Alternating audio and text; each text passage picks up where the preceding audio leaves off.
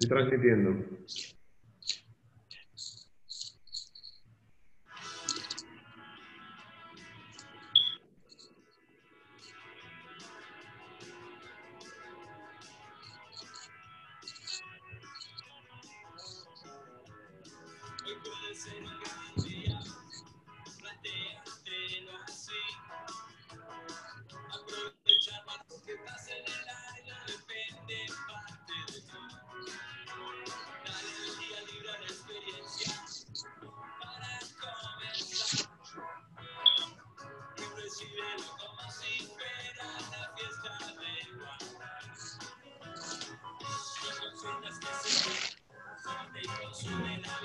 Ya hay 73 personas conectadas.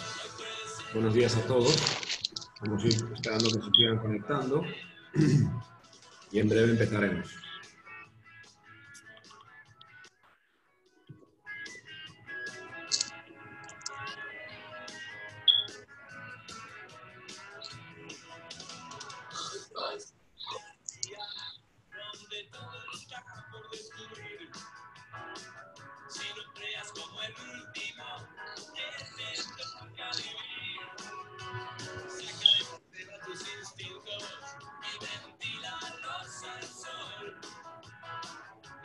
En breve estaremos comenzando. Bienvenidos a todos. Estamos con Alfredo Vázquez, experto bancario en hipotecas. Un minutito más y empezaremos.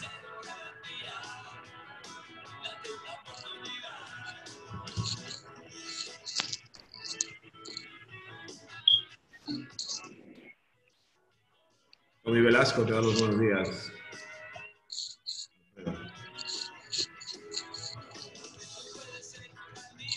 Bueno, creo que vamos a ir empezando. Yo creo que la gente se irá uniendo un poquito a medida que vayamos avanzando, pero como es la hora, voy a compartir mi pantalla para que podamos empezar con la conversación, con el conversatorio.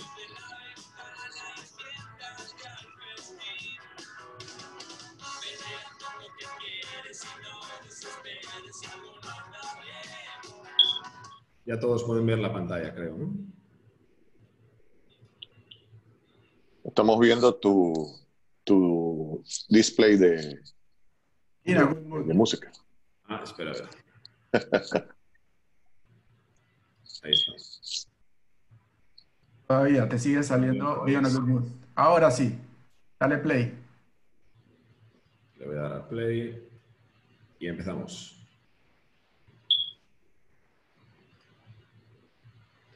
Gracias a todos por asistir a esta primera conferencia de la serie de PropTech Conference que Encuentra 24 está auspiciando con expertos de diferentes materias y diferentes sectores relacionadas con la tecnología y el mundo digital aplicado a los bienes raíces, o también conocido como PropTech. Gracias por asistir.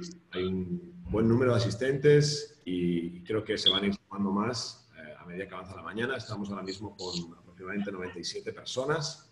Tenemos hasta 200 y pico inscritos, con lo cual creo que habrá una buena audiencia. Y estamos con Alfredo Vázquez. Él es especialista en el sector bancario, conferencista. Lleva muchos años trabajando al frente de departamentos de hipotecas y avalúos de diferentes entidades bancarias a nivel nacional e internacional. Y bueno, le hemos invitado porque creo que hay un gran interés por saber qué está pasando con las hipotecas. La actividad inmobiliaria depende en gran medida en el flujo y en la forma en la que se están otorgando estas hipotecas. Y me gustaría darte las gracias porque tú haces esto de forma completamente desinteresada. Estos webinars son gratuitos para que la mayor parte de gente pueda acceder a ellos. Y me gustaría que nos dieras primero una primera visión de cómo ha evolucionado el mercado inmobiliario, cuáles son un poco los antecedentes, que te presentes, que des los buenos días y bueno, que podamos analizar este tema. Hola, buenos días, Javier. Primero quiero darte las gracias a los amigos de Encuentra 24 por permitirme este espacio, a todas las personas que están conectadas al webinar interesados en la información. Muchísimas gracias por estar pendientes. Y bueno, definitivamente es una aportación como panameño y profesional de la banca en este momento de muchísima incertidumbre en función de que tengamos la información de primera mano para ir tomando acción desde ya. No podemos cerrar nuestras computadoras y ver qué sucede posterior al COVID-19, sino que hay que ir accionando desde el día 1. Y bueno, veamos inicialmente los antecedentes del mercado inmobiliario, cómo se ha comportado Panamá desde hace un par de años. Empecemos entonces, según la presentación que tenemos en el año 2008.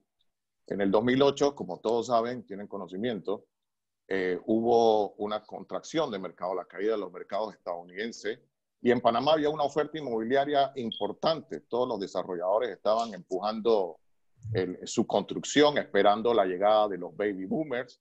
Sin embargo, con la caída de los mercados estadounidenses, estos baby boomers no llegaron.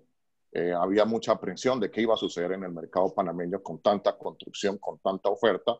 Sin embargo, tuvimos la buena dicha de que llegó entonces el mercado suramericano y parte del europeo, donde básicamente la demanda de los inmuebles fue tan alta que pudo cubrir básicamente la oferta que había en ese momento.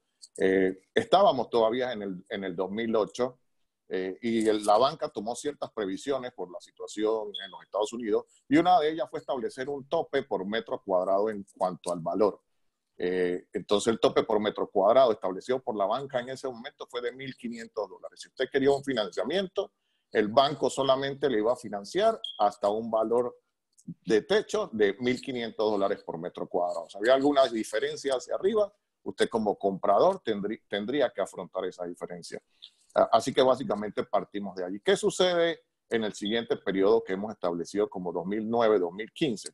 En el 2009 empezó una dinamización del mercado. Empezaron a llegar a un montón de actores de Sudamérica y de Europa, como lo mencioné.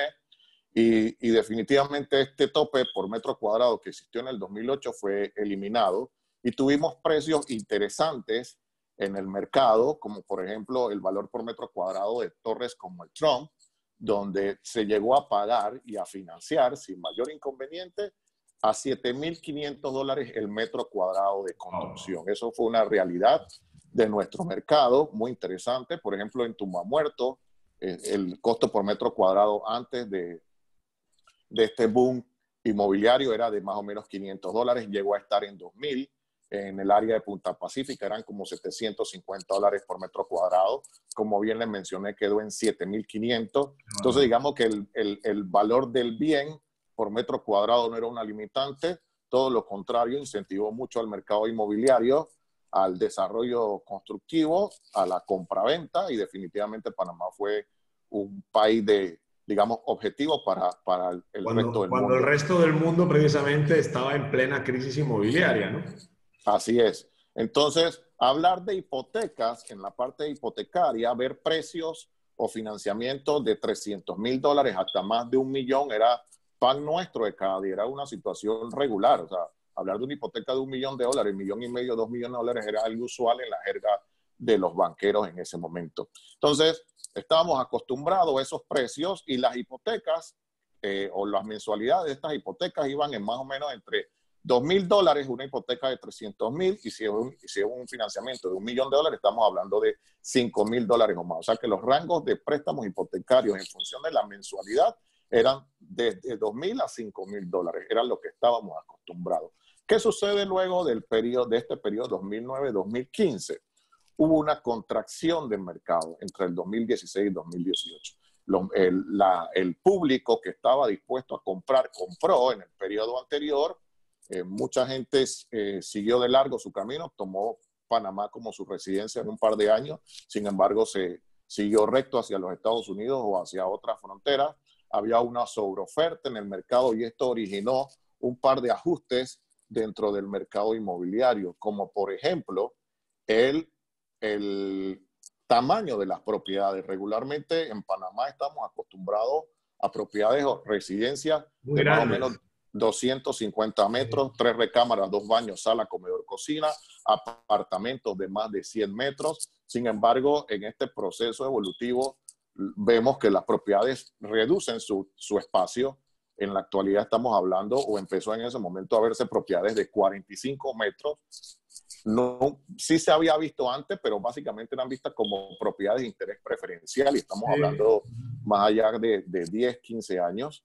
La localización se volvió vital, la gente empezó a sacrificar espacio por ubicación, lo cual es muy, muy importante desde ese momento. Y entonces veníamos de un mercado acostumbrado a hipotecas de más de 300,000 a $1,000,000, entonces el ticket promedio transaccional cae aproximadamente $150,000. Las propiedades vendibles en este periodo estaban entre, o propiedades de interés preferencial, hasta $120,000 y un poquito más allá de esa frontera, llegando a un techo de más o menos $150,000 en financiamiento. Esto quiere decir que el precio de venta más o menos era como $200,000 aproximadamente. Sí, Entonces, eso las, estábamos comentando antes de comenzar la conversatorio, ¿no? Que hasta el momento de la entrada del COVID, la media de los precios de los inmuebles que tenemos en Encuentra 24 ronda los 200 y pico mil dólares.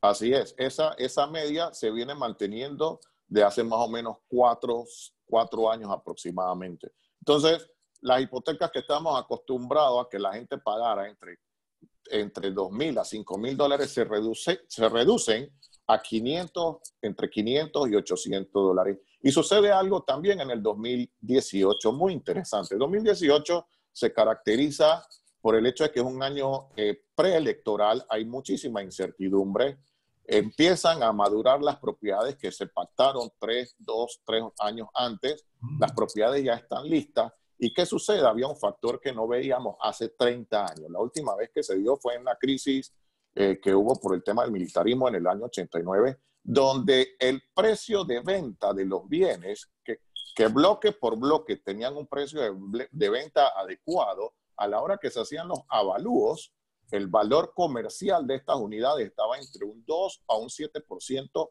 por debajo del precio pactado. Y eso lo origina, uno, la contracción de mercado. La expectativa de la evolución del precio, ¿no?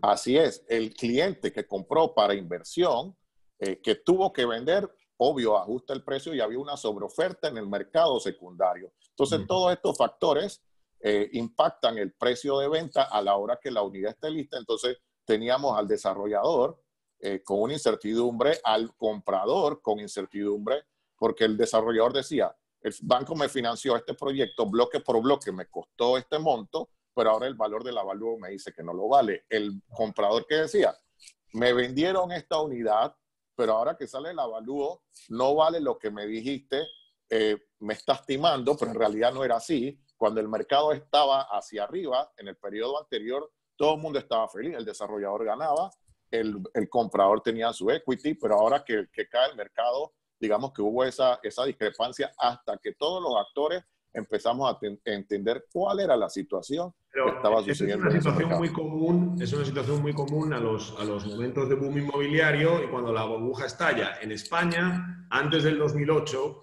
el mercado inmobiliario estaba no en boom. Es que se construían más inmuebles en España que en Alemania, Italia, Inglaterra, el Reino Unido Wow. al año. Estábamos construyendo 1 millón de inmuebles, 1 millón de residencias. Y se estaban otorgando avalúos que eran hipotecas que eran por el 120% del valor del inmueble. Wow. O sea, tú te comprabas la casa y con el dinero que te daban para la hipoteca te podías comprar el carro y todos los electrodomésticos. Y Sí, pagabas sí, el sí. IVA y pagabas la notaría y todo lo que fuera. Porque la evaluación, justamente la previsión era que el inmueble iba a revalorizarse del orden del 10 o el 20% al año. Claro, Okay. eso se mantiene durante un tiempo, pero llega un momento que explota y entonces pasa lo que tú estás mencionando ahora, que la evaluación es a pérdida. Es decir, no, el inmueble comercialmente vale 100.000, pero yo te lo avalúo en 97.000 o en 94.000, porque a Así 10 de es. mañana preveo que va a valer menos. Es importante en ese sentido para los desarrolladores o brokers inmobiliarios que están participando en este foro que ustedes de primera mano verifiquen quiénes son los evaluadores con los cuales trabaja el banco y ustedes les expliquen las amenidades del bien, porque ¿qué hace un evaluador regularmente? Va al bien, verifica, toma las fotos, va al registro público, toma las medidas y linderos y establece un valor, pero no considera las amenidades, la tendencia de ventas que tiene esa unidad, la posición la vista, o son si ha sido cosas, diseñada por un arquitecto o por un así diseñador es. internacional famoso que le da un valor diferencial al Así inmueble. es. Entonces es importante que ustedes le venda a ese evaluador las amenidades del proyecto para cuando él haga el informe considere estos temas que regularmente solamente usted tiene la información porque es quien ha estado vendiendo el proyecto. Bueno, Ahora entonces hay un avanza. tema que Ajá. está muy de moda, que es el tema de que sea Airbnb ready, ¿no? Porque le da como una posibilidad adicional de rentabilidad al Así inmueble y es. eso el evaluador no lo toma en cuenta. Así es, eso es importante también. Entonces, continuando con Sí, el contexto del antecedente, y ya para llegar a donde el estamos momento real, hoy, el momento actual. 2019, un año muy positivo, por el hecho de que hubo cambio de gobierno. En el gobierno participan un par de inmobiliarios que promueven la ley, a solicitud de todo, la ley de interés preferencial, la 044-19, donde establece que la ley de interés preferencial, que tiene un techo de $120,000, sube a $180,000 para dinamizar el mercado en vista de que había un gran inventario en este segmento. Pero la ley llega a finales de septiembre y una de las ferias inmobiliarias más importantes se desarrolla a mediados de septiembre, que es la CAPAC. Entonces, ¿qué sucede en CAPAC? Está la ley en plena aprobación, todo el mundo esperando que se apruebe para poder comprar, pero no se aprobó durante este periodo, se aprobó una semana y media después. Entonces eso trajo como consecuencia que el mercado se contrajera totalmente. El cliente no compraba porque no sabía que la ley que estaba en aprobación si le iba a beneficiar o no y si la propiedad que iba a comprar estaba dentro de la ley o no. Entonces eso enfrió totalmente el mercado. Prácticamente la decisión de compra del cliente no se dio en ese momento. Llegamos entonces a enero del 2020, donde se desarrolla a COVID, la Expo Inmobiliaria COVID, donde efectivamente fue el boom transaccional esperado de los últimos 4 años. Tuvimos $180 millones en transacciones, 25,000 clientes visitaron la feria, más de 200 desarrolladores participaron y más de 12 bancos. Entonces, estábamos muy contentos en el finales de enero, inicios de febrero, cosechando estas transacciones y venía a la par la situación del COVID-19 que en este momento Panamá y el resto del mundo no estaba preparado. ¿Y cuál es entonces, digamos, tu visión de la actualidad, ¿no? ¿Cómo está el mercado actualmente? Bueno, evidentemente la mayor parte de los que están participando ahora aquí son corredores y conocen cuál es la dinámica de cómo funciona el mercado con los desarrolladores y con la interacción de los bancos, ¿no? Si Así quieres, es. explica un poco esta slide. Bien, el desarrollador estaba acostumbrado, digamos, al contacto físico con el cliente. El cliente le gusta ir a la sala de venta, le gusta ir al proyecto a verificar cómo está la construcción, a la casa modelo, apartamento modelo. Sin embargo, esto con la situación del COVID y la dificultad de movilidad se elimina totalmente, atiende al cliente de forma virtual y recibe cierto apoyo de parte del banco para el tema de las aprobaciones, que lo vamos a ver en el siguiente slide, pero definitivamente sus ingresos se ven limitados por el hecho de que no hay abono inicial. Los bancos están dando preaprobaciones por el hecho de no poder hacer el proceso regular de verificación y tampoco reciben los ingresos por los interinos porque la construcción quedó totalmente detenida, por lo cual no puede afrontar los compromisos. Entonces, digamos que es el panorama regular que la mayoría de los actores en este panel lo están viviendo. Vamos entonces a la parte de los bancos, donde definitivamente la banca de forma dinámica, a través de su fuerza de venta y debido a que el cliente no llega a la plataforma, atiende a los referidos de parte de los brokers y la inmobiliaria a través del teletrabajo, trabajar fuera de oficina Y están para también las empezando a fuerzas de recibir venta. referidos a través de las plataformas digitales, ¿no? Están habilitando Así es. propias formas de captación de leads.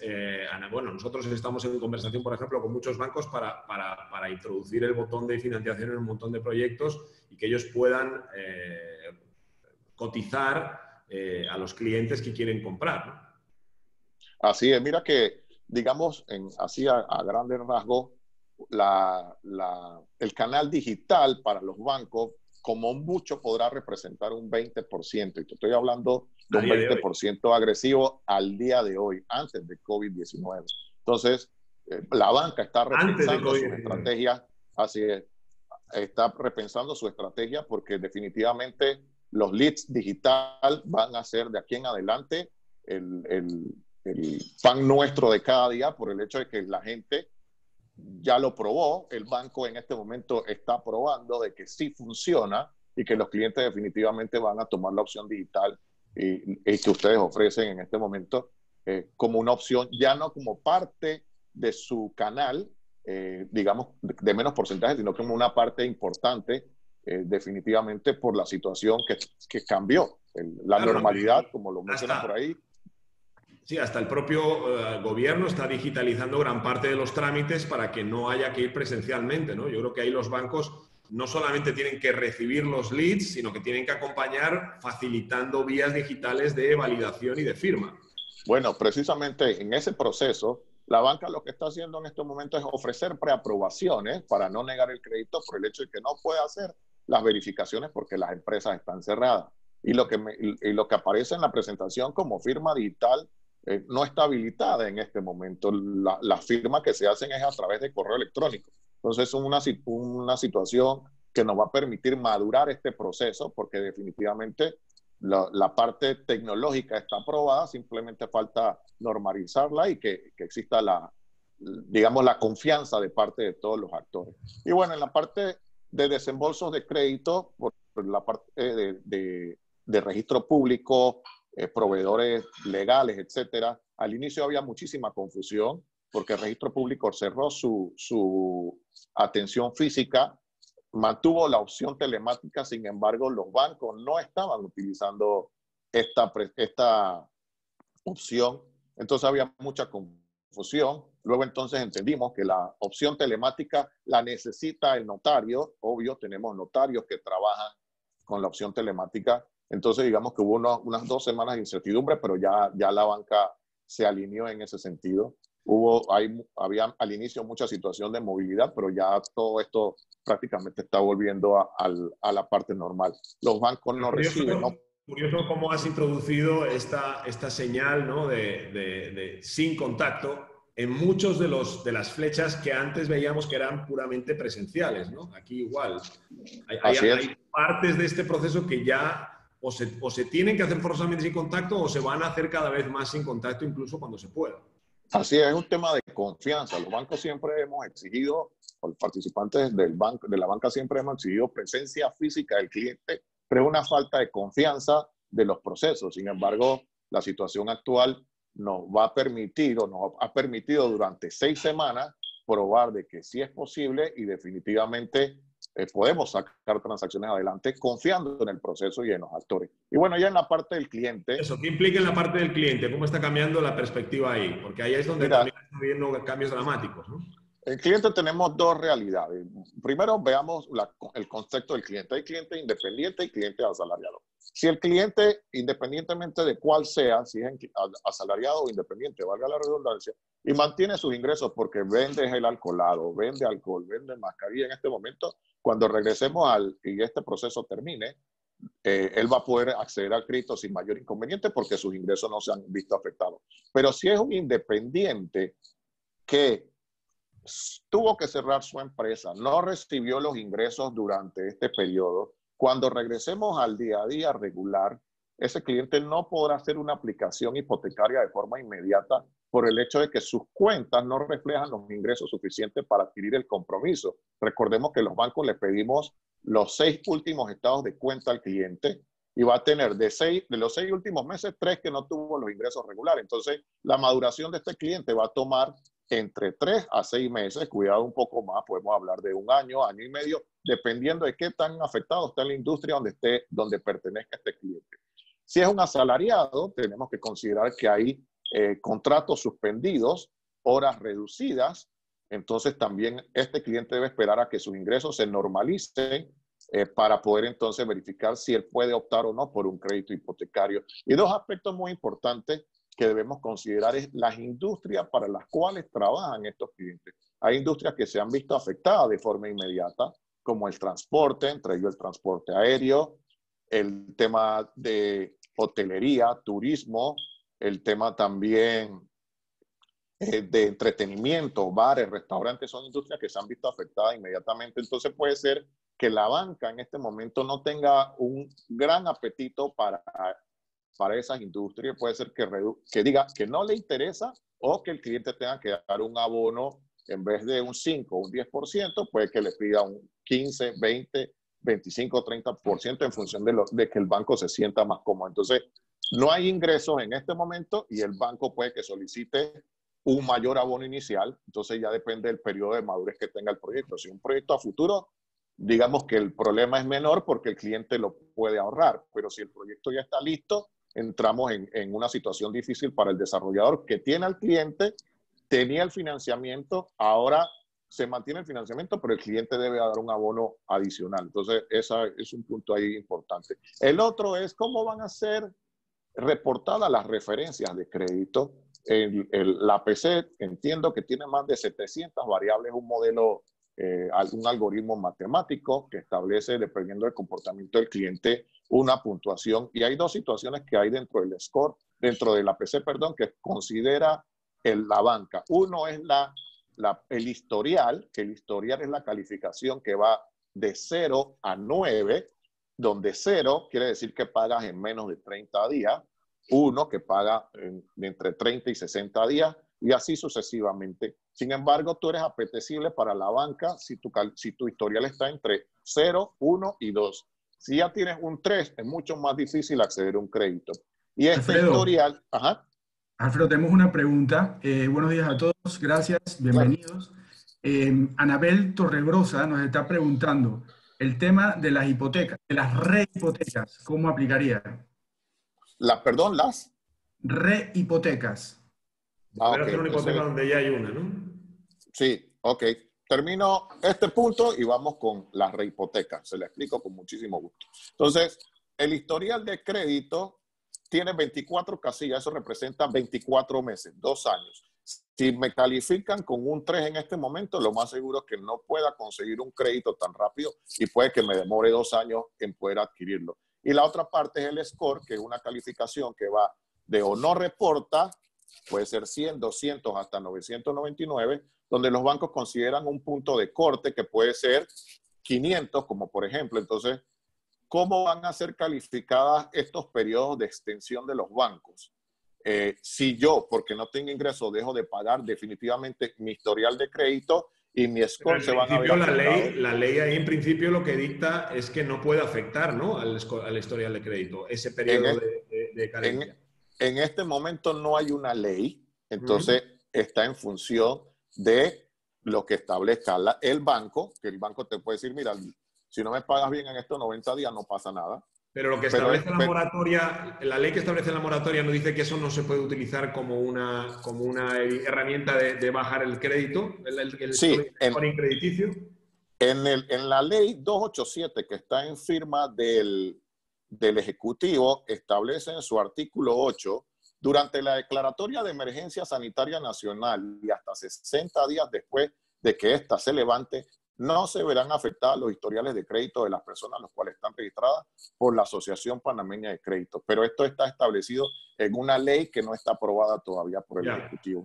Entonces, si no se aprueba la ley, es importante que los actores, tanto banco como APC, salgan y expliquen a los clientes en función de su situación actual cómo sí les puede afectar o no les puede afectar, porque dependiendo de eso, se establece cuánto es el periodo de dinamización del mercado.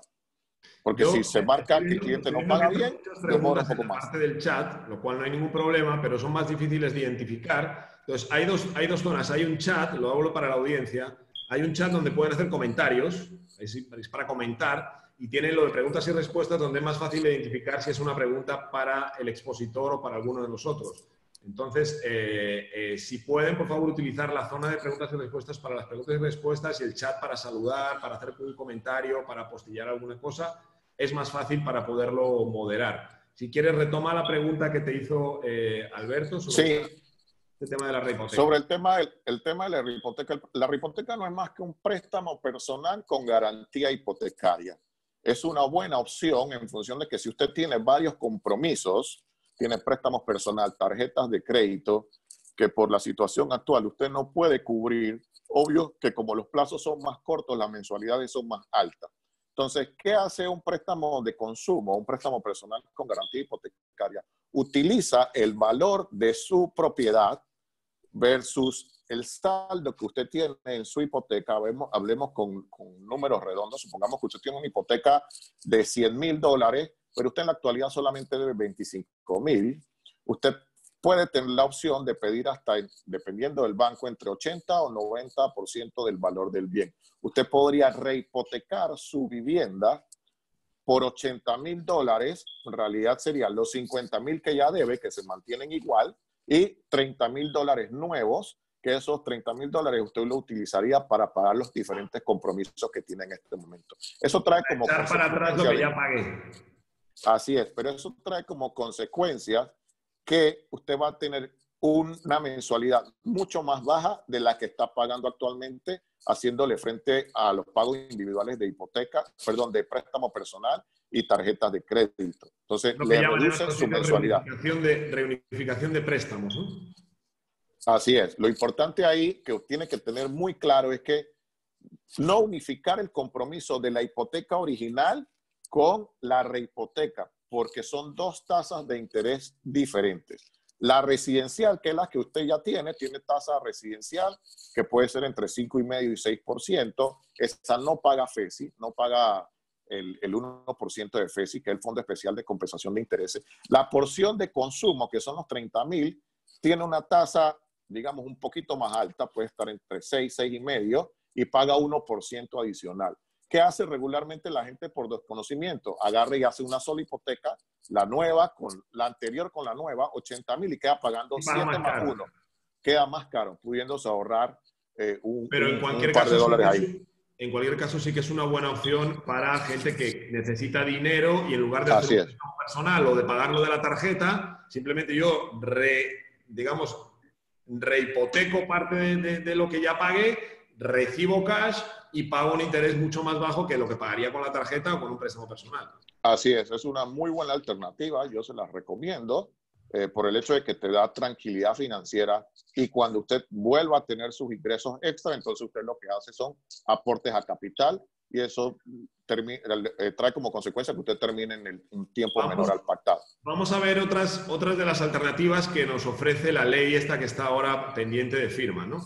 Mira, los bancos... La famosa moratoria o el regalo que han hecho los bancos de 3 meses sin pagar. Ok, los bancos están ofreciendo en la actualidad, sin la ley, sin necesidad de la ley, y en función de sus facilidades operativas, diferentes alternativas. Aquí tenemos señalada 5, que es el pago regular, el pago inmediato, la extensión de plazo, el ajuste de letra y el balloon payment. Y vamos a explicar rápidamente cada una de ellas. Quiero entonces, antes de empezar a este punto, establecer una circular que envió la Superintendencia de Banco el 8 de abril. Como referencia, la nota tiene la prohibición del cobro de intereses sobre intereses, y establece que el banco tiene que asegurarse de no contemplar el cobro de intereses sobre intereses, tasa de interés por mora, ni la capitalización de intereses sobre créditos que han sido sujetos a modificación. Adicional, establece esta nota que los créditos modificados estarán exentos de la aplicación de cargos y comisiones por la entidad bancaria, a excepción de los gastos legales, notariales y registrales pagados a terceros. Y adicional a eso, establece o insta a las entidades bancarias que en el caso de los créditos modificados administren adecuadamente la tasa de interés sobre estos créditos modificados, con el fin de no desmejorar en la medida de lo posible la situación financiera de los clientes. En resumen, ¿qué quiere decir la superintendencia? No se puede cobrar, señores bancos, no pueden cobrar intereses sobre intereses, no pueden poner cargos ni comisiones extra, a menos que se necesite hacer un proceso legal, y por favor manténganle la tasa a los clientes. Es lo que hace básicamente el resumen de la nota emitida el 8 de abril. Entonces, entrando a las alternativas, vamos a utilizar un ejemplo bien sencillo. Son tablas de amortización, lo que aparece aquí. Este es un préstamo de $100,000. Lo vemos en el segmento A, en la parte superior. $100,000, tasa de 6%. 360 meses es el plazo. 360 meses, ¿de dónde sale? La multiplicación de 30 años por 12 meses, da 360 pagos. Y esto origina una letra mensual de 599,55. Entonces ahí vemos en la parte A cómo se distribuye el capital e intereses cuando usted hace el pago.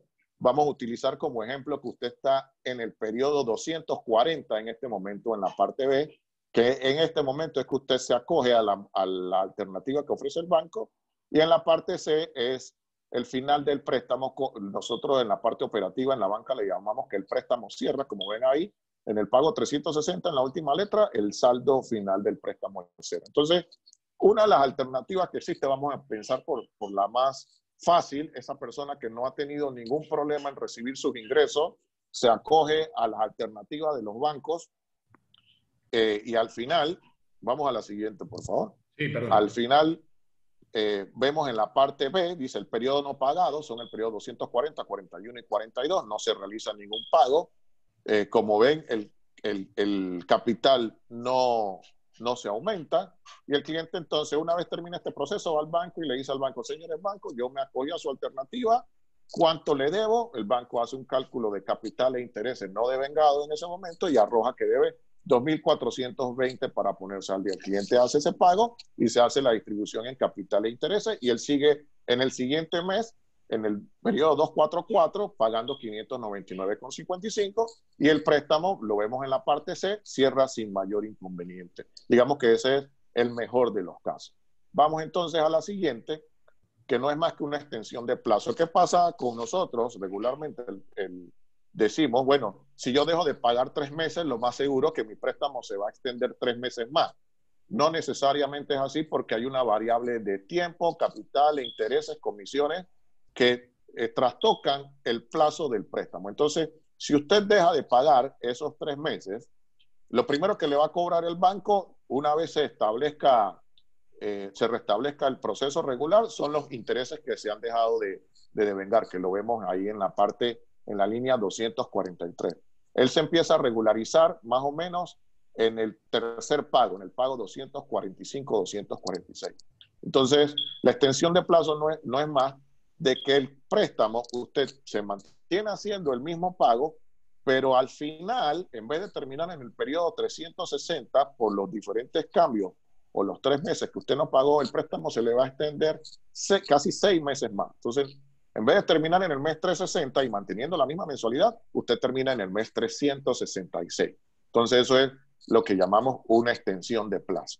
Vamos entonces a la siguiente, que es el ajuste del pago mensual, que no es más que verificar en conjunto con su agente económico cuánto es la mensualidad que usted debe pagar a partir del mes en que se activa para que su préstamo se mantenga al día y que termine en el periodo 360, en los 30 años pactados. En el caso del ejemplo, usted pagaba anteriormente 599,55, tendría que pagar $611, que es una diferencia de $11.45, que representa un 1.91%, y eso trae como consecuencia de que su mensualidad aumente de 599 a 611, pero su préstamo se mantiene al día y termina en el periodo que usted pactó inicialmente. Entiendo que la otra perdón, sí, sigue. ¿Sí? El balloon payment. La otra alternativa, que es el balloon payment, con su nombre lo dice, es un globo al final del préstamo. Usted se mantiene haciendo sus pagos luego del proceso de moratoria y entonces al final usted va a tener un pago importante de lo que dejó de pagar en el periodo 241, 242. Una pregunta, Alfredo, que vale la pena ahora, están entrando y es el denominador común. La pregunta es basada en las tasas. ¿Crees que las tasas bajarán? ¿Crees que cuándo se van a aplicar los intereses, ya que bajaron las tasas en Estados Unidos, en Panamá? Muchas preguntas con el tema de las tasas. A ver si nos ayudas con esa respuesta. Perfecto. Termino aquí y vamos con las tasas. Entonces, el balloon payment no es más que un solo pago englobado al final. En el caso del ejemplo, usted tendría que pagar en su última letra, si no hay ninguna otra variación, $2.380.36 y su préstamo cierra. Entonces, hay diferentes alternativas que está el pago regular, usted se mantiene haciendo sus pagos, el pago inmediato, termina el proceso de moratoria y hace un pago una vez termina el proceso, que cubra su capital e interés, la extensión del plazo, el ajuste de la letra y el balloon payment. Entonces, con relación a las ¿Crees que hay una que sea mejor que otra o son equivalentes? Depende de la realidad de cada cliente. Puede ser que yo no esté afectado, mantengo mi dinero en casa para poder comprar alimentación y salud, si es de ser necesario, no lo utilizo y voy y pago. Puede ser que me suspenda mi contrato, no tengo dinero, voy de vuelta, me activa nuevamente laboralmente, pero voy a demorar un tiempo en poder tener mis ingresos que tenía antes, entonces me acojo un balloon payment, ya sé que el compromiso me queda para el final, o puede ser que pueda hacer un sacrificio y no hay ningún problema, puedo recibir $11 en aumento de mi letra. Entonces, depende de la realidad de cada individuo. Por eso es muy importante de que usted se acerque a su agente económico, no lo dé por hecho.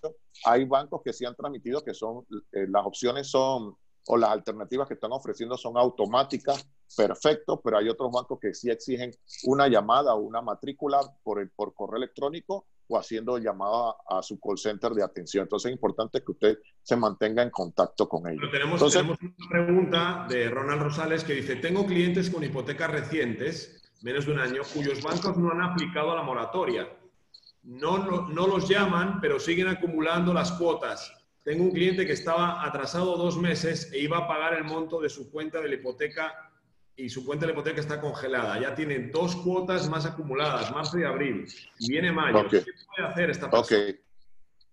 Vamos con esa primero y luego vamos a las tasas. Esa situación particular, lo que sucede con ese cliente es que él ya tiene una deuda que no ha pagado hace 60 días. Entonces, las alternativas están diseñadas para la gente que está al día. Si usted no está al día, usted es procesado de una manera diferente. Igual, tiene que acercarse a su agente económico para ver si tiene alguna alternativa en función de que usted tiene una situación diferente de no pago previo al COVID-19. Entonces, son 2 carteras diferentes. Ya él está en un área de cobros. Los clientes que mantienen su crédito al día, digamos que están siendo afectados por el COVID. Y lo importante aquí no es que este cliente no esté afectado por el COVID, sí está afectado por el COVID, pero el tratamiento es diferente y él tiene que acercarse a su agente económico apenas tenga la primera oportunidad. Y preferiblemente que use colocar que poner al día o que el banco renegocie algún otro tipo de medida como esta, pero añadiéndole 3 meses más, claro. Así es, digo, definitivamente el banco le va a dar una alternativa, pero él no lo puede dejar automático. Tiene que apenas tenga la oportunidad, si lo puede hacer ya, por medio de una llamada, correo electrónico, perfecto, o apenas termine este periodo, acercarse al banco. Vamos entonces con las tasas. El FED, que son las tasas de referencia de la Reserva Federal de Estados Unidos, efectivamente bajaron entre febrero y marzo. Los bancos estaban haciendo los ajustes para ofrecer a clientes nuevos las tasas. Sin embargo, llegó la situación del COVID-19 y los bancos volcaron toda su operativa a poder atender a los miles y miles de clientes que tienen la situación actual. Tenemos una información que emitió la Superintendencia de Banco que hay 556,000 créditos ajustados en este momento, de los cuales 84,000 representan préstamos hipotecarios. Entonces, tenemos más de 500,000 de personas llamando a los call centers, asistiendo a los bancos. Entonces, la operativa principal del banco, en vez de hacer una oferta en tasa, lo que hizo, vamos a apagar el fuego que hay en este momento.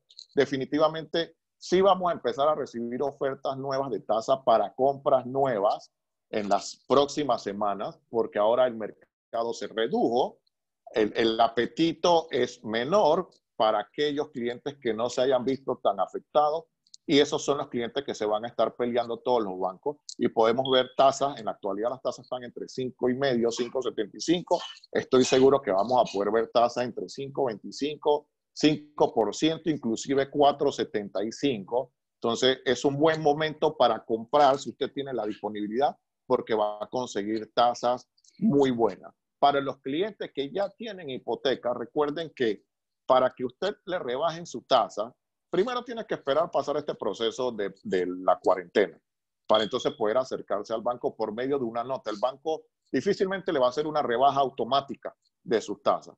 Regularmente usted, si se la van a subir, a usted le llega un correo electrónico o una notificación por medio de mensajería de que su tasa subió.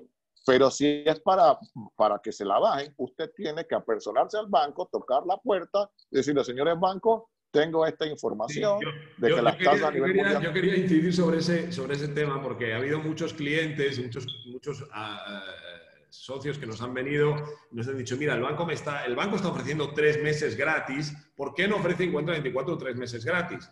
Primero, no somos un banco. Segundo, el banco no está ofreciendo 3 meses gratis. Lo que está ofreciendo es una moratoria y que te cobra después, incluso a veces sale ganando el banco porque acabas pagando más. Sí, digamos que no ha hecho ningún regalo. Ha dado una ayuda a alguna gente que está en una situación muy, muy concreta, pero que lo tiene que devolver.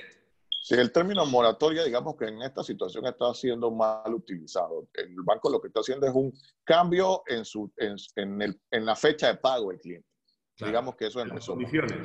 Entonces, y también tenemos que recordar que el banco presta en función de recibir una comisión y un interés para poder pagar el interés de la gente que deposita el dinero en el banco, que de ellos sí nos hemos olvidado totalmente. Entonces, si el banco no recibe ese interés, ¿cómo afronta el pago de interés de los depositantes? Que esa es la otra realidad.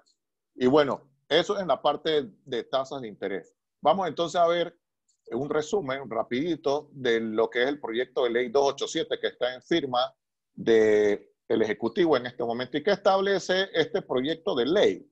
Establece que los clientes independientes afectados por la situación de salud y los asalariados que de una u otra forma han visto suspendidos sus contratos o hayan perdido su trabajo, pueden acogerse a la moratoria que establece la ley, que va hasta 90 días, luego de haber sido aprobada la ley. ¿Y qué instituciones deben acatar la misma? Deben acatarla los bancos, financieras, cooperativas, públicas y privadas. ¿Qué tipo de préstamos se ven beneficiados? Las hipotecas, préstamo personal, préstamo de jubilados, tarjeta de crédito, préstamos prendarios, transportes, préstamos comercial. Y hay una parte también de canon de arrendamiento, que es para oficinas y habitaciones y locales comerciales. ¿Qué establece el proyecto de ley? Digamos, en un ejemplo práctico, utilizando exactamente la misma información de los ejemplos anteriores. Establece que los intereses no generados, capital e intereses no generados, en este caso solamente estamos poniendo los intereses, usted lo agarra y lo multiplica por 3. En el ejemplo práctico, la porción de intereses es 271,66. Eso se multiplica por 3, me da 814,97. La ley establece que usted, en conjunto con su agente económico, establece un arreglo de pago o en común acuerdo establecen hasta un periodo no más allá de 24 meses cómo pagar esta porción que no pagó en los 3 meses. Entonces, usando el ejemplo práctico, esos 814,97 que usted dejó de pagar en intereses representan mensualmente $33,96. Entonces, usted deja de pagar $599,95, con 55 centavos, y empieza a pagar 633,51. Entonces, hay un cambio de pago y ¿por qué periodo? Por 24 meses, mientras se cubra la deuda que usted tuvo en esos 3 meses. ¿Qué establece también la ley? Que el banco no puede cobrar ni intereses sobre intereses, ni recargos, ni ningún cobro adicional por falta de pago del cliente. Entonces, digamos que esto es un resumen de lo que establece la ley. Y bueno, lo que mencionaba anteriormente... Una pregunta que creo que todos están también haciéndose, y es, primero, si los bancos están haciendo desembolsos, si están otorgando hipotecas durante esta pandemia, y que si están completamente parados en sus procesos internos de otorgamiento o de evaluación, etcétera, etcétera. Los bancos en estos momentos sí están dando aprobaciones, pero depende también mucho de la naturaleza del cliente.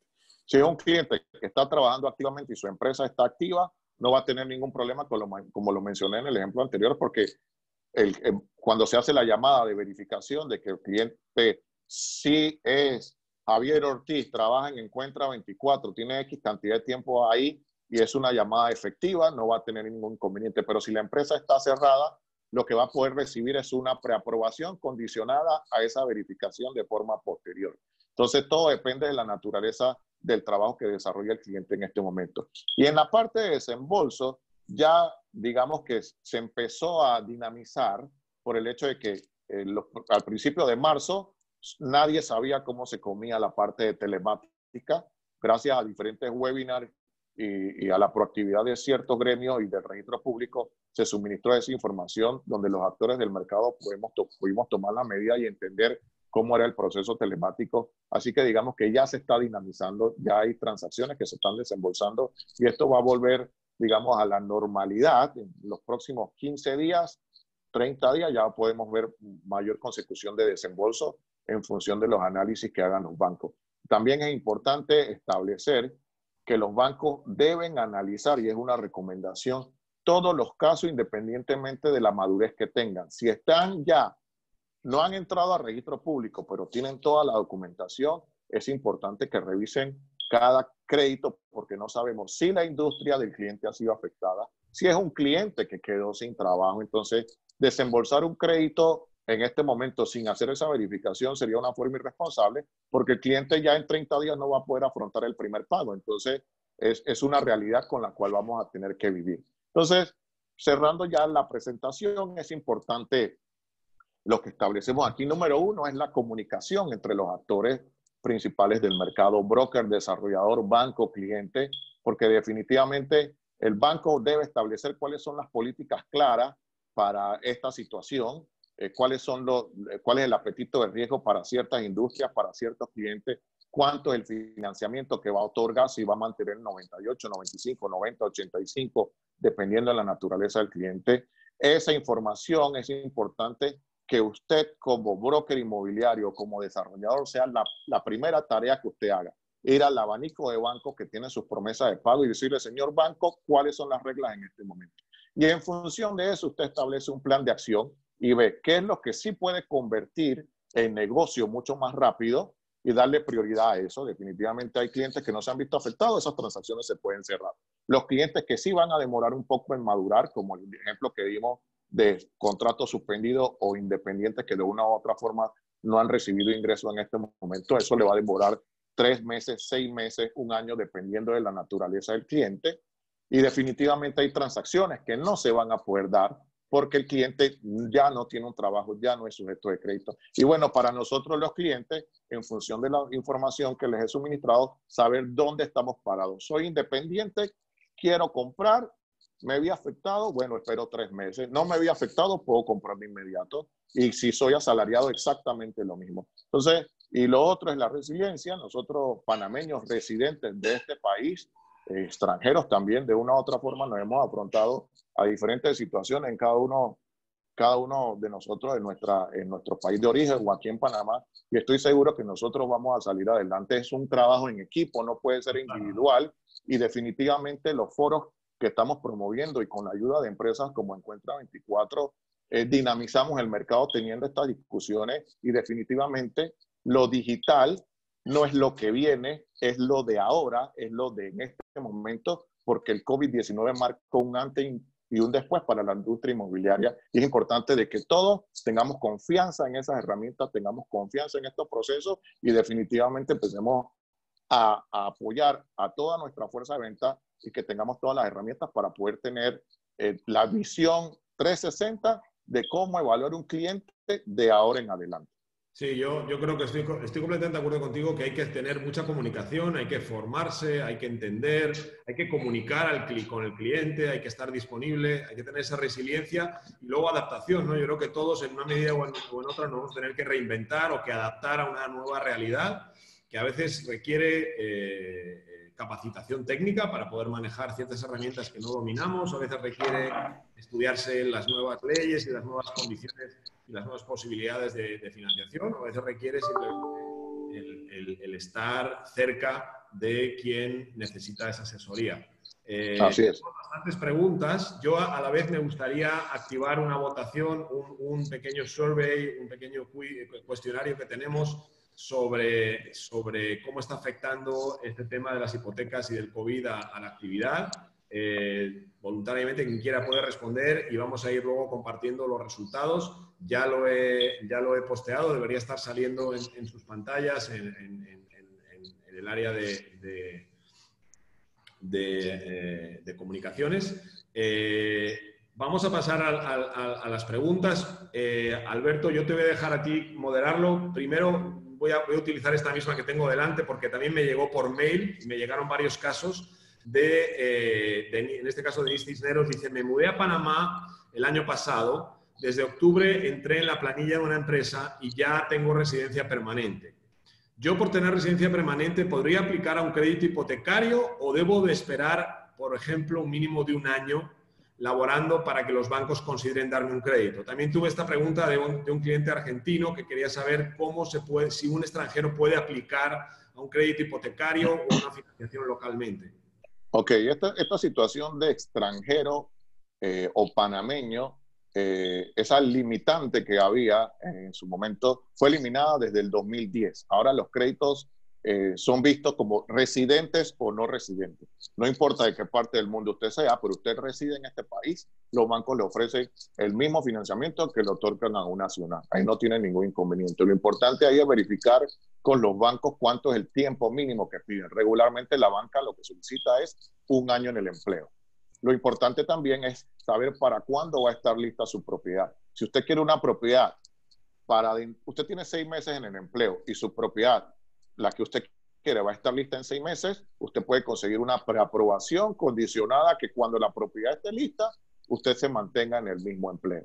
Entonces, hay diferentes alternativas y definitivamente la respuesta es sí. Sí puede hacer una aplicación siendo extranjero. Ya el tema de ser extranjero no es una limitante. Los bancos hemos entendido que tenemos que evaluar al cliente como residente o no residente. Si usted no es residente, también se le puede dar una hipoteca, pero se le considera como una hipoteca de inversión, donde tiene una categoría de tasa diferente y sí se le cobra un 1% de FESI.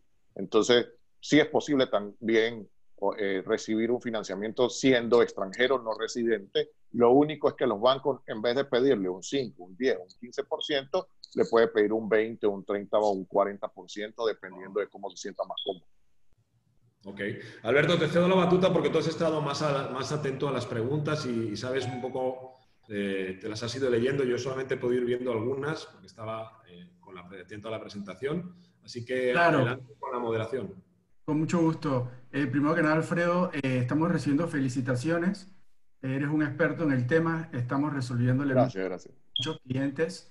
Igual nos están felicitando a Encuentra 24 por la iniciativa. Gracias a ustedes. De ustedes dependemos y bueno, estas son iniciativas que vamos a continuar agregando valor al mercado. Hay varias preguntas que son denominador común, pero hay algunas que son bastante novedosas y creo que no tocamos en las preguntas. Una de ellas es, ¿qué pasa con las hipotecas que están en la fase final de inscripción en el registro público y desembolso? Mira, eso es una pregunta muy interesante. Lo que yo le mencionaba, independientemente del grado de madurez transaccional, mi recomendación es que el banco verifique cuál es la situación de ese cliente. Puedes tener clientes que no han sido afectados y se puede desembolsar sin ningún problema, pero puede tener clientes que en este momento no tienen trabajo. Entonces hay que esperar un poco. Entonces, si usted piensa que porque la transacción ya está en registro público no se puede parar, sí el banco lo puede parar para hacer una verificación y está en todo su derecho, se lo permite la Carta de Términos y Condiciones y digamos que es lo más saludable para el banco y para el cliente. Obvio, si es un desarrollador y es un broker, necesita el desembolso de su comisión, pero recuerde que este es un negocio integral y el que tiene el sartén por el mango en este momento es quien tiene el dinero y es quien debe hacer el análisis de crédito para verificar entonces si puede o no desembolsar un préstamo, de que efectivamente en 30 días va a recibir su primer pago y no que efectivamente en 30 días va a tener un first payment default o un primer pago fallido por el hecho de que el cliente no tiene los ingresos y se vio afectado por esta situación. Excelente. Muchas gracias por la respuesta. Mira, esta es una pregunta un poco más me parece muy interesante. Cristian Morales nos pregunta, ¿los bancos tendrán comportamiento regular con los interinos de construcción? O sea, los proyectos que iban a iniciar iniciarán normalmente por parte de los bancos o los bancos aguantarán los préstamos a los promotores para la realización de proyectos. ¿Y los proyectos que ya están avanzados en el banco seguirán con desembolsos regulares? Ok, vamos por los primeros que son los anteproyectos o los proyectos que están en papel en este momento. ¿De qué depende si un proyecto se llega a construir o no? Depende de la demanda, porque el desarrollador le debe mostrar al banco interino un 20% de promesas de pago, 30, 40, 50% de promesas de pago, dependiendo de lo que hayan pactado. Entonces, si el proyecto se vende en el porcentaje que se pactó con el banco y se tienen esas promesas de pago, el proyecto va a seguir adelante sin ningún inconveniente. En el caso de los proyectos que ya están constituidos y están en construcción, también eso todavía tiene mucho más fortaleza porque ya hay cartas en firme.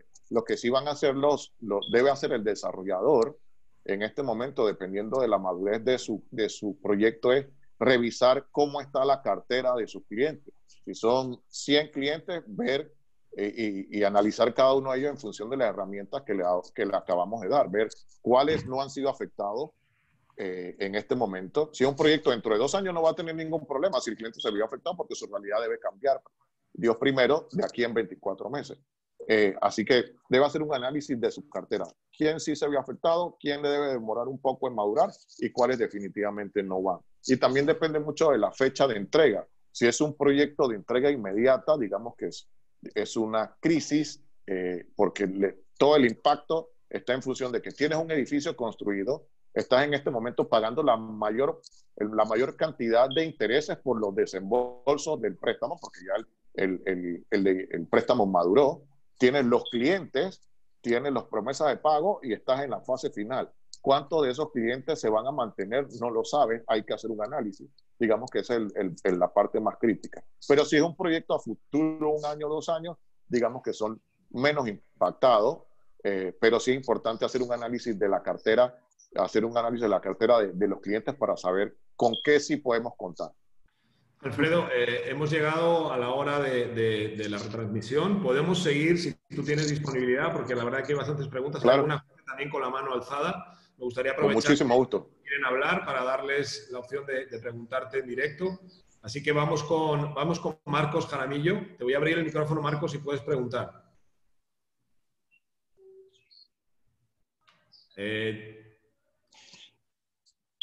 Ahí creo que tienes el audio disponible. Tienes que habilitarlo tú.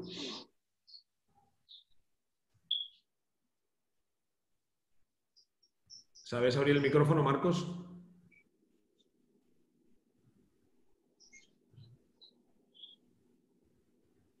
Vamos si no con Astrid. Astrid.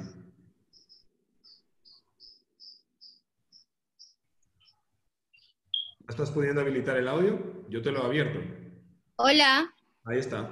¿Me escuchan? Hola, Astrid, buenos días. Sí, claro. Hola, Perfecto. buenos días. Sí, yo tengo una pregunta, pues es un tema personal.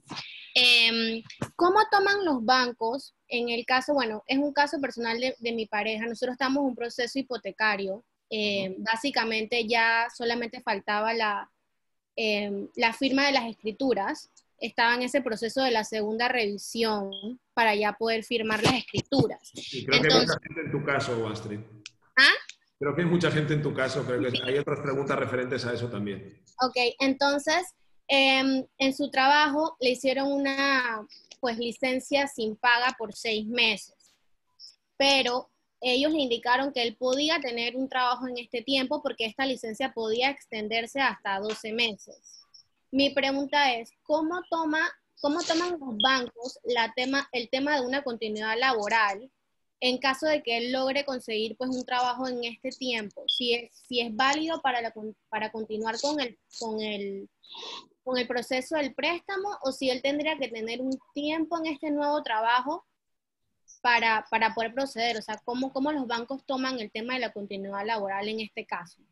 Mira, la continuidad laboral depende de la política de crédito de cada banco. Entonces, ¿qué es lo primero que deben hacer ustedes? Es ir de shopping a cada uno de los bancos, lo puedo hacer vía telefónica en este momento, y verificar con cuánto tiempo se cuenta una continuidad. Hay bancos que hasta antes del COVID, usted podía hacer una transacción si tenía 1 mes en el empleo, hay otros bancos que consideran 3 meses, hay otros bancos que consideran 6 meses, hay otros que 1 año. Con la situación actual del COVID, lo que calculo yo en función de mi conocimiento es que le van a solicitar al cliente que tenga 1 año mínimo en el empleo. Entonces, digamos que tiene limitantes en este momento, pero es importante que acuda a cada uno de los agentes económicos. Cada banco tiene sus call centers, sus herramientas para poder acceder en este momento, y una vez se pueda circular, los invito a que vaya a cada una de las plataformas de los bancos a asesorarse en función de cuál es la continuidad que para ellos sí aplica. Entonces, antes del COVID, 1 mes, 3 meses era usual. Después del COVID, yo calculo que los bancos van a pedir 1 año en el empleo. Ok, listo. Gracias. A su orden.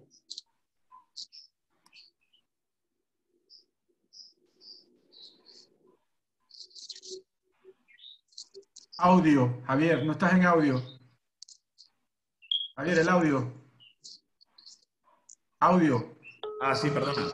Estaba Ahora diciendo sí. que he compartido los resultados de la encuesta y es curioso, podemos luego comentarlos más a fondo, pero veo aquí que uno de los principales obstáculos a la hora de crear, de cerrar la operación de compraventa de bienes raíces es los trámites y la aprobación de la hipoteca es el que gana por goleada. O sea, para todos los asistentes, el impedimento más grande a la hora de poder cerrar una operación es la hipoteca. Sí, de hecho hay una pregunta muy interesante y qué bueno que la podemos empatar con la encuesta. Mayumi Beitia comenta: buenos días, pienso que el banco debe tener oficiales y personal que colabore aún más en la aprobación para ayudar al corredor, ya que no podremos ir al banco y dependemos de ellos casi totalmente. Alfredo, yo creo que este es el nuevo normal, como se dice ahora, ¿no?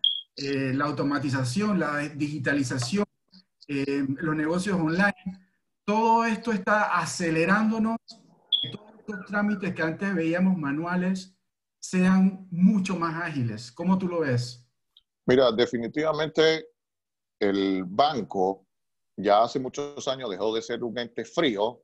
Definitivamente, y por la situación expuesta del 2010 a 2015, los clientes abarrotaban las oficinas de los bancos. Sin embargo, hubo una contracción de mercado que ha obligado a que nos convirtamos acompañemos al broker y al cliente durante todo el proceso, desde el inicio de la transacción, asesorándolo desde la solicitud hasta inclusive más allá del desembolso. Entonces, es una triangulación entre banquero, broker y cliente. Entonces, mi recomendación para los brokers en este sentido es que busquen sus aliados estratégicos. Sus aliados estratégicos están en las fuerzas de venta de los bancos, que definitivamente tienen el tiempo para atenderle a usted en función de la necesidad que es orientar al cliente. Entonces, definitivamente hay bancos que no cuentan con esa herramienta. Usted depende de un asesor que está en una plataforma que tiene un horario de 8 a 3 de atención al cliente.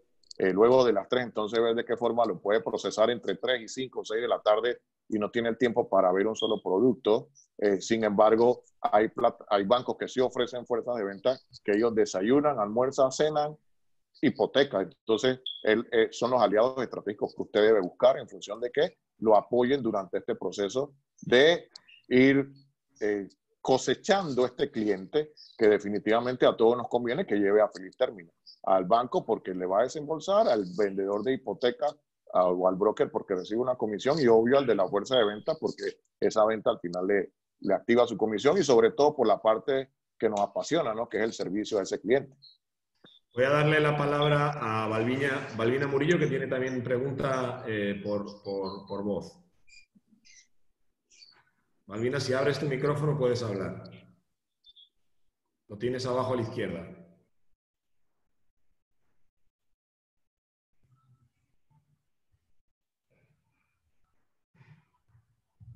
Si no, Ritu, ¿quieres hacer tu pregunta? ¿O tu comentario? Alfredo, ¿cómo estás? ¿Me oyen? Sí, te oímos. Hola, Rito, ¿cómo te va? También eres especialista en hipotecas, con lo cual tu aporte es importante. Gracias. Alfredo, cuando están analizando la cartera de desembolsos ahora mismo, en este momento, yo estoy tratando de evaluar un poquito el timeline para los desembolsos, porque claro está que si una promotora esperaba una cantidad de desembolsos entre 30, 60 o 90 días, ya ese timeline ha extendido o vas a extender, por supuesto, porque ya ahora hay que revisar de nuevo, porque el mundo lo que era hace, yo diré, 20 días ya no es igual. Sí, claro. Entonces, mi pregunta hacia ti, o la consulta básicamente es que cuando uno está haciendo ese estudio y levantando ese matriz de riesgo, lo debo tomar como un variable, por ejemplo, la extensión de ese timeline a 6 meses, 9 meses, 12 o 18. Aproximadamente. ¿Qué debo llevar? ¿Qué debo hacer? Levantar un matriz de riesgo de este índole. Mira, ahí lo importante, tal cual como menciona, es establecer un Excel, un cuadrito, un timeline, y establecer ahí en función de la realidad del cliente cuánto tiempo él va a demorar en madurar. Si es un cliente independiente y se vio afectado porque su empresa cerró, este es un cliente que en promedio va a demorar 6 meses en volver a sus ingresos reales. Okay. Si es un asalariado y se le suspendió el contrato, pero entra activamente nuevamente a la empresa y su industria no es afectada, ese puede ser un cliente que en 90 días ya él refleja en su ficha de seguro social un ingreso y se puede activar mucho más rápido en un periodo de 90 días, más o menos, que son 3 meses. Entonces, básicamente, esos serían los tiempos inmediatos y bueno, en función de la realidad de cada uno, ahí se va viendo lo de mediano y largo plazo. Ok, entonces sería aproximadamente de 90 a 180 días. Así es, así es. Gracias, Alfredo. Gracias. Gracias a ti, Rito. Vamos con, lo leo bien, Olirich Lizorno. Le abro para que pueda hablar, tiene que deshabilitar el silencio del micrófono.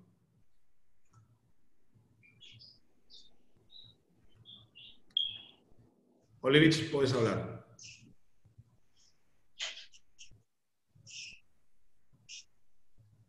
No está en silencio, además, no sé. Si no, vamos con otra pregunta, Alberto. Sí, acá hay una pregunta que creo que tocamos, pero Miguel Álvarez nos pregunta, por favor, ¿me pueden comentar la situación de las hipotecas para proyectos de interés social? Ok. Las hipotecas de interés social, vamos primero a la interés preferencial, que son propiedades de hasta $120,000 de interés social, son aquellas de más o menos, creo que el tope es $60,000, en la cual se ofrece un bono. Vi esta semana un comunicado de parte del gobierno que establece que los bonos solidarios se van a mantener activos.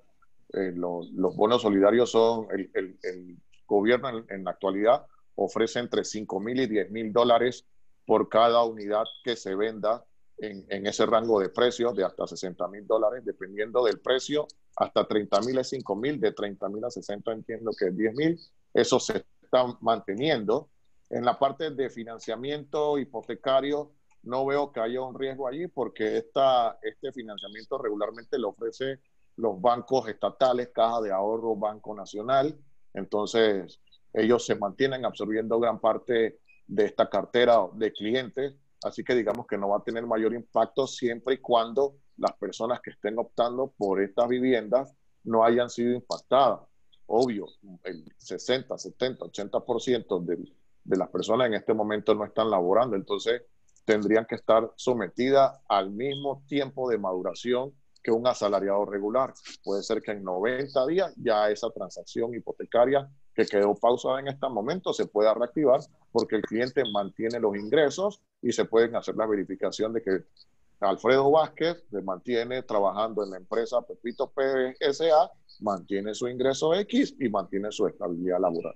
Así que digamos que ahí el peligro que pueda haber en función de la cantidad de personas que hayan perdido su empleo, que en este momento estén realizando una transacción hipotecaria de interés social.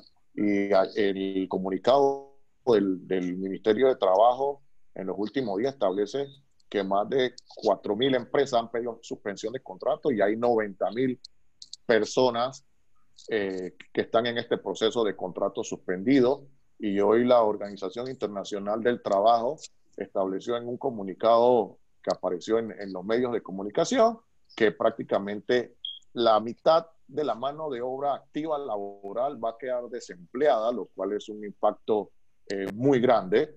Entonces es importante que no perdamos de vista que es una situación mundial que nos va a afectar y que definitivamente tenemos que verificar nuevamente quién sí puede aplicar, quién puede aplicar en el medio término y cuáles definitivamente no pueden hacer una aplicación porque perdieron su trabajo.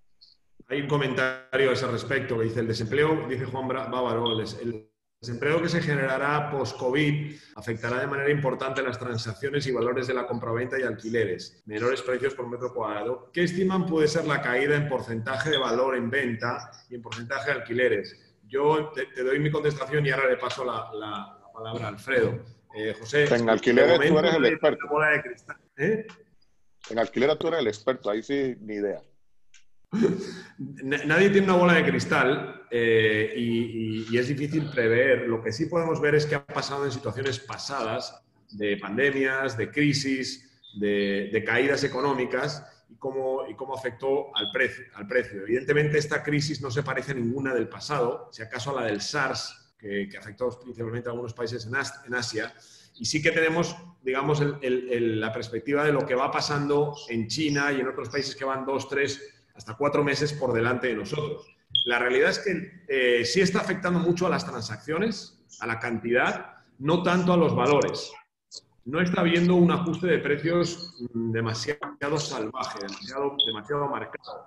Yo creo que es más puntual en stock que tiene que ser liquidado o gente que necesita realmente acuciosamente el dinero, que sí que puede hacer una rebaja importante, pero no se generaliza a todo el mercado.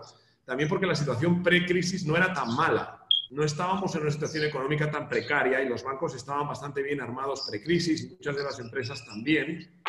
Pues, de momento es difícil saber a medio o largo plazo cómo puede ocurrir, pero a corto plazo puede haber ofertas, pero no un ajuste generalizado del precio como tal que sea realmente marcado. Al menos eso es lo que estamos viendo en otros escenarios y en otros países. Puede haber quien esté de acuerdo con esto. Yo no estoy emitiendo una opinión, más que estoy leyendo cómo está la situación.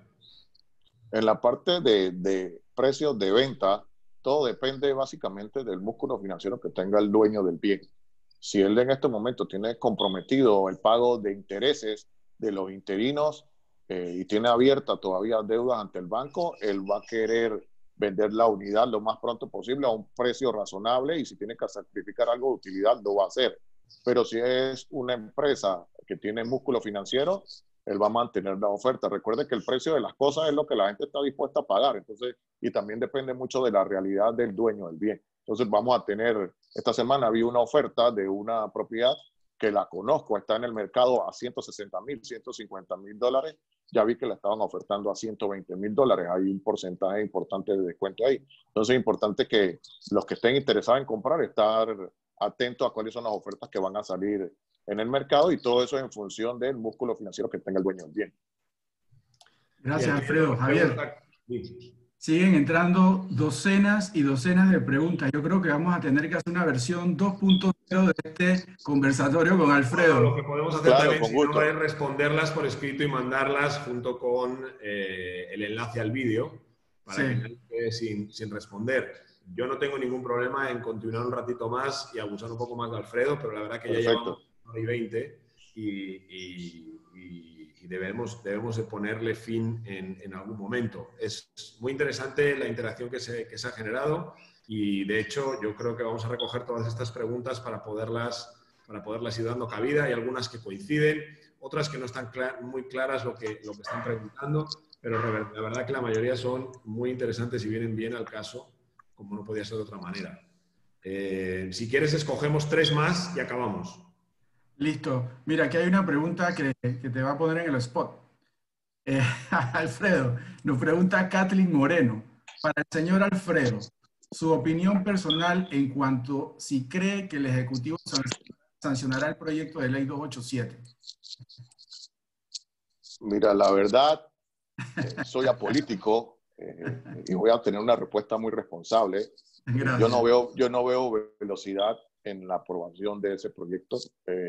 Ya han pasado prácticamente 2 semanas.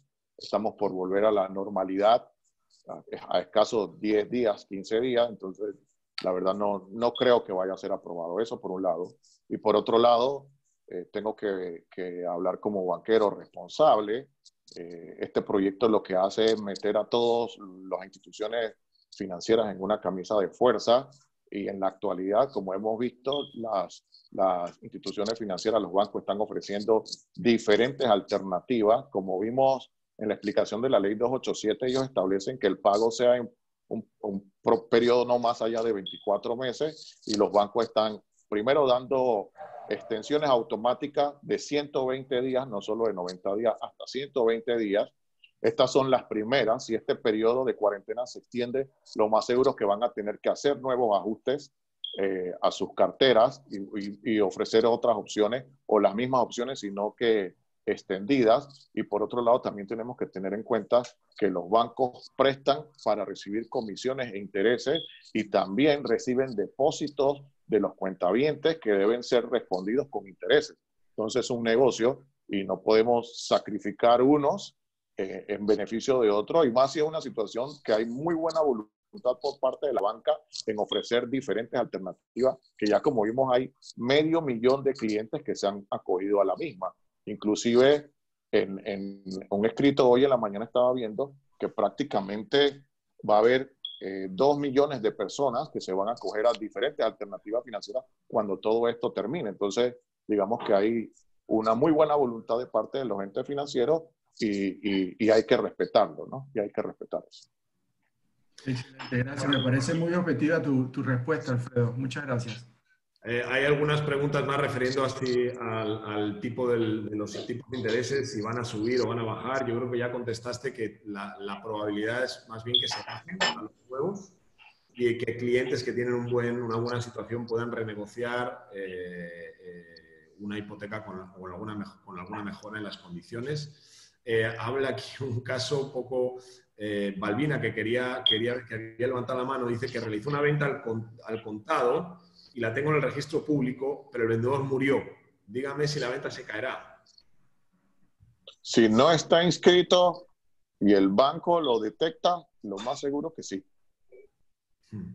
También hay muchas referentes a los procesos que ya están en camino o que ya estaban preaprobados y que no se han terminado, y que esta también te surgió en otra de las presentaciones que yo te vi, generalizando un poco el asunto, pero ¿cuál es la situación de los créditos que se aprobaron o se preaprobaron pero que no están todavía otorgados?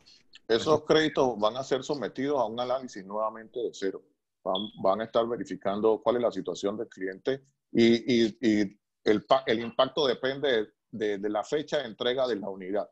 Si es una propiedad que está lista en 3 años, la realidad del cliente puede cambiar de manera positiva en los próximos 36 meses, pero si es un proyecto que está listo para entrega y el cliente perdió el trabajo, definitivamente es un cliente que no puede aplicar de forma inmediata. Pero sí, definitivamente los bancos van a someter a un análisis nuevamente a toda esa cartera de clientes que ya tienen activo, y recuerde que al banco le conviene poder otorgar el crédito, sin embargo debe garantizar que las condiciones de crédito del cliente, el cliente tenga los ingresos suficientes para afrontar el compromiso. Entonces es un ganar-ganar. El banco quiere ganar nuevos clientes que tengan esa capacidad de pago, y si es necesario esperar que el cliente lo vuelva a tener, obvio que lo va a tener, porque ya hay un esfuerzo muy grande en todas las ferias que se han participado, en todas las actividades que el banco invierte muchísimo dinero para poder captar esos clientes, y no es tan fácil como, bueno, este cliente ya no aplica, no me interesa. No, es ver la realidad del cliente uno a uno y ver de qué forma se puede apoyar a seguir la transacción. Sí, el banco quiere seguir teniendo clientes, pero no quiere perder su dinero. Así es, así es. Hay una pregunta de la encuesta que ha sido mayoritariamente respondida por la audiencia como en un sentido, y quiero que me des tu punto de vista. Yo decía, ¿creen que la tramitación de hipotecas post-COVID será mucho más compleja, algo más compleja, más o menos igual, será más rápida y más fácil que antes, etcétera, etcétera? Bueno, el 70% prácticamente dice que será o más complejo y limitado que antes, o mucho más complejo y limitado que antes. ¿Estás de acuerdo con eso? Mira, la complejidad va en función del proceso de análisis de todos los créditos. Entonces, en función de que el banco lo tenga claro y hay una situación que es real, las áreas de crédito o de aprobación de crédito en este momento no van a tener un volumen alto de transacciones porque la gente no está comprando. Entonces, su fuerte va a ser en este momento volver a analizar los créditos que están en el pipeline y que están en proceso de desembolso. Así que digamos que los bancos van a poder afrontar en un tiempo de respuesta adecuado en función de la necesidad que tenemos en este momento, que es el desembolso de los créditos, para que los desarrolladores y los brokers tengan sus comisiones, ingresos y utilidad. Entonces, en este momento sí es un poco complicado porque se están ajustando las políticas, los procesos, pero ya más o menos 2 semanas que volvamos a la normalidad, ya esos procesos deben estar muy bien diseñados y créanme que detrás de las áreas de tramitación hay gente con muchísimos años de experiencia que tienen los procesos claros y es cuestión de que establezcan qué va primero. Proceso A, verificación de industria. Proceso B, contactar al cliente a verificar si está o no afectado. Proceso C, verificar si el cliente mantiene los ingresos, comprobante de pago, estado de cuenta, ficha de seguro social. Obvio, las fichas no van a estar actualizadas. O sea, hay muchísima información que el cliente pueda aportar y definitivamente es un trabajo en conjunto. ¿De qué va a depender la velocidad? Reitero, es la comunicación banco, broker, desarrollador, cliente. Porque regularmente el cliente al banquero no le hace caso. Tú le pides un comprobante de pago y te ignora. Pero un broker o un desarrollador le dice, si no entregas el comprobante de pago, pierdes tu abono. Al mismo día o al día siguiente, el cliente está a las 8 de la mañana entregando el documento, mandándolo por correo electrónico. Entonces, es una fortaleza que tiene el desarrollador y el broker que deben aprender a utilizar y que deben utilizar en este momento. Alberto, la última. La última, claro. A ver, Kathleen Moreno, muchísimas gracias. Totalmente, Alfredo es mi amigo y es un duro en lo suyo. Soy abogado, trabajé con él mucho tiempo en la banca, conferencista magistral. Yo creo Gracias, que Kathleen. eso de parte de todos nosotros. Totalmente. Muchísimas gracias. Resume muy bien todo tu aporte. Y perdona por haber abusado de ti, que te hemos tenido a sus órdenes siempre, Sí, mira, bueno, hay un denominador común que yo creo que con esto podemos cerrar y es... Hemos tenido, en el momento más fuerte de la conferencia, hemos tenido como 170 personas, pero lo increíble es que siguen 126 conectadas. Muchas gracias a todos también por vuestra atención y vuestro tiempo. Bueno, quiero agradecerle bueno, me avisan para el final, tranquilo. Sí, la última pregunta, yo creo que es la última y en realidad es el denominador común de muchas, y es tu opinión sobre el interés. ¿Cómo ves el interés hipotecario en los próximos 3 meses, 6 meses o 1 año? Mira, de cristal, Alfredo. Mira, definitivamente, como les mencioné, el mercado apetecible para la banca se ha reducido y paralelamente hay una baja de interés en el FED, que eso de una u otra forma afecta a las tasas de interés que se ofrecen en Panamá. Entonces, definitivamente sí va a haber una mejor oferta en tasa en los próximos 90 días. Estoy hablando que podemos conseguir tasa entre 5.25, 5%, y hay bancos que al día de hoy ofrecen 4.75. Entonces, digamos que nos vamos a mantener entre 4.75 y 5.25, y obvio, hay bancos que están mucho más agresivos, dispuestos a obtener tasas o a ofrecer tasas mucho más bajas en función de qué tan apetecible sea el cliente. Entonces, debemos estar manejando tasas en promedio como de 5% en promedio en los próximos 90 días. Súper. Excelente. Bueno, Javier, te lo dejo entonces para cerrar, agradeciendo a todo el mundo. Gracias Alfredo, gracias Javier, gracias a todos los que participaron. Ha sido para mí enriquecedor todos los temas, de verdad, entre las preguntas, las respuestas y la dinámica ha quedado espectacular. Muchas gracias. Gracias a ti, Alberto. Me despido, gracias a todos. Emplazo para la siguiente conferencia de esta serie, que será el martes que viene a las 3 de la tarde. Y hablaremos sobre salud mental y cómo mantener la cabeza en su sitio durante el confinamiento. Vamos a hablar con una psiquiatra muy reputada en estos temas y que realmente es una conferencista internacional muy solicitada. Nos ha hecho un gran favor pudiendo estar el martes que viene. y seguiremos luego el jueves siguiente con Berlitza Arosamena, que nos va a hablar de marca personal y de herramientas para un corredor digitalizado. Seguiremos anunciando las siguientes conferencias de ahí en adelante, pero invito a todos los que han estado hoy a que se sigan uniendo. Mandaremos la invitación en breve.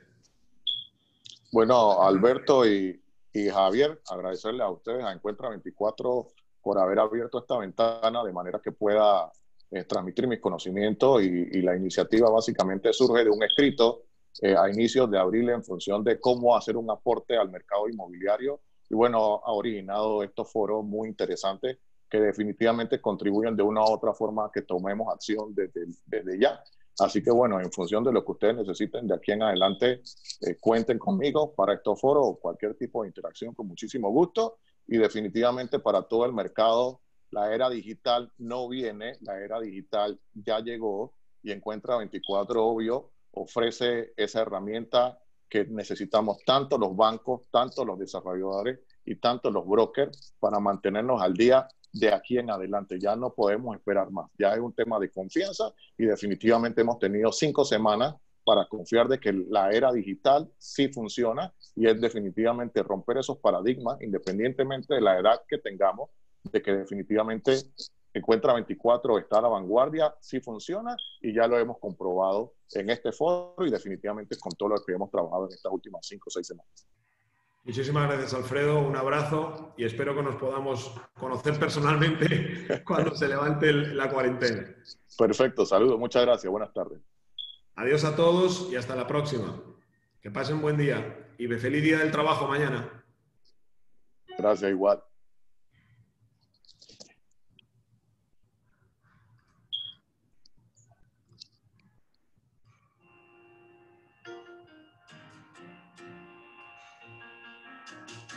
Just a little bit funny, just feeling inside.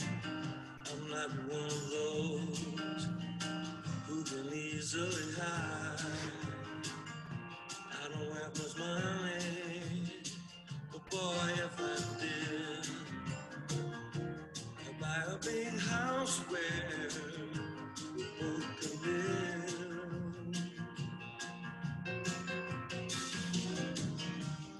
I was a sculptor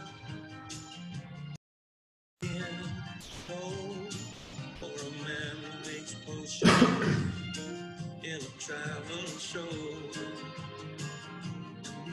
Todavía hay gente conectada, les estará gustando escuchar la canción. Que lo pasen bien.